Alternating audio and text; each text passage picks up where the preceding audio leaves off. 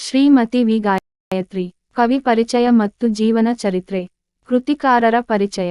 Shrimati V Gayatri ಲೇಖಕಿ, ಅನುವಾದಕಿ, ಶಿಕ್ಷಣ ಇಲಾಖೆಯ, ಮಹಿಳಾ ಸಮಗ್ರ ಮತ್ತು ನೀರಾವರಿ ಇಲಾಖೆಯ, ಜಲ ಸಂವರ್ಧನೆ ಯೋಜನೆಗಳಲ್ಲಿ ಹಿರಿಯ ಅಧಿಕಾರಿಯಾಗಿ ಅನೇಕ ವರ್ಷಗಳವರೆಗೆ ಸೇವೆ ಸಲ್ಲಿಸಿದ್ದಾರೆ.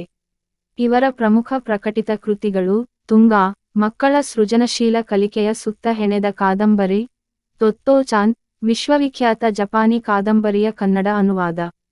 ಕರ್ನಾಟಕದಲ್ಲಿ ಸಾವಯವ ಪರಂಪರೆಯ ಕಥನ ಭಾಗ 1 ಮತ್ತು 2; ಸಹಜ, ಸಾವಯವ ರೈತರ ಕೃಷಿ ಮತ್ತು ಬದುಕುಗಳು; ಕೇಂದ್ರ ಪರಿಸರ ಮಂತ್ರಾಲಯದ ಪರಿಸರ ಶಿಕ್ಷಣ ಕೇಂದ್ರಕ್ಕಾಗಿ, ಪರಿಸರ ಶಿಕ್ಷಣದಲ್ಲಿ ಅಗತ್ಯ ಕಲಿಕೆಗಳು; ಎಳೆಯರಿಗಾಗಿ ಪರಿಸರ ಮುಂತಾದ ಮಹತ್ವದ ಕೃತಿಗಳ ಅನುವಾದ ಮತ್ತು ಸಂಪಾದನೆ.